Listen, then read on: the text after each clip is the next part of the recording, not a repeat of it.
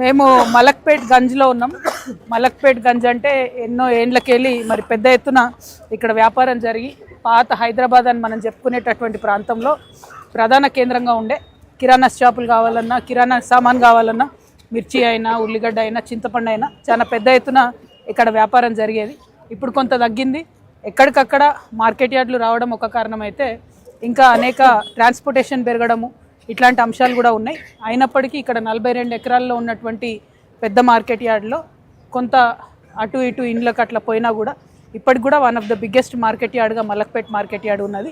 ఇందులో ఉన్నటువంటి వాళ్ళందరూ కూడా మంచిగా అన్నదమ్ములాగా కలిసి ఉండి హమాలీలకు ప్రత్యేకంగా వాళ్ళకు కేర్ తీసుకోవడం చాలా సంతోషకర విషయం. ఇప్పుడు రాను మెల్లగా మనోళ్ళంతా తగ్గిపోయినారు. బయట రాష్ట్రాల నుంచి వచ్చినటువంటి బిడ్డలే ఇక్కడ అంతా కూడా హమాలీలుగా, కూలీలుగా కూడా పనిచేస్తున్న సందర్భాన్ని కూడా మనం గమనిస్తూ ఉన్నాం.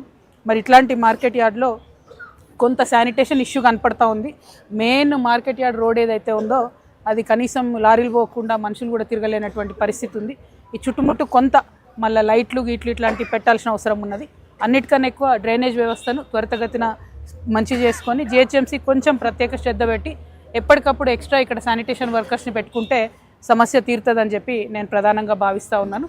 మరి ఇక్కడ ఉన్నటువంటి మార్కెట్లో ఉన్నటువంటి వ్యాపారవేత్తలకు, అదేవిధంగా హమాలీలకు, ప్రజలకు మీరు చాలా మంచి సౌకర్యాన్ని కల్పిస్తూ ఉన్నారు. ఇది కొనసాగాలి. ఫ్యూచర్లో పెద్ద మార్కెట్ కోహెడకు పోయినా కూడా ఇక్కడ మన మార్కెట్ యాస్టీస్గా మంచిగా ఉంటుందని చెప్పి నేను మనస్ఫూర్తిగా భావిస్తూ బేసిక్ ఫెసిలిటీస్ ఏవైతే ఉన్నాయో వాటి మీద ప్రభుత్వం శ్రద్ధ పెట్టాలని డిమాండ్ చేస్తూ ఉన్నాను. Thank you. జై తెలంగాణ. ఐజానే బాగున్నావా? సార్ అధిక వర్షాలు రావడం వల్ల మిర్చి దిగుబడి తక్కువ ఉంది, రేట్లు కూడా గిట్టుబాటు కావటం లేదు. ఘోరంగా ఉంది. మిర్చి రేట్ పడిపోయింది కదా, డౌన్ అయిపోయింది. అది పంటలు కూడా దిగుబడి తక్కువ ఉంది. సార్ వర్షాలు ఎక్కువ రావడం వల్ల మిర్చి ఏరు చిన్న ఉంటుంది మేడం, రావడం వల్ల అది పంట దిగుబడి తక్కువ అయిపోయింది. నేను 20,000 పెట్టినా, ఈరోజు అమ్మనికి వచ్చింది 25,000 వచ్చినాయి. మొత్తం అంతా కలిపి ఫస్ట్ కోత లాస్ వస్తుంది మేడం. మనం కటింగ్ చేయడానికి ఒక 20,000 మందులకి అయింది. ఇప్పుడు ఒక 10,000, 6,000 ఉంటాను. మన చుట్టూ అంతా రైతులు కూడా అంతేనా? అందరికి నేను తెలంగాణ ఉద్యమంలో బాగా పనిచేసాను.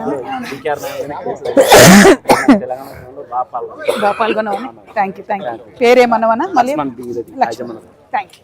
కలుస్తాను. అటు వస్తా. గద్వాలు ఉంది నెక్స్ట్. కలుస్తా.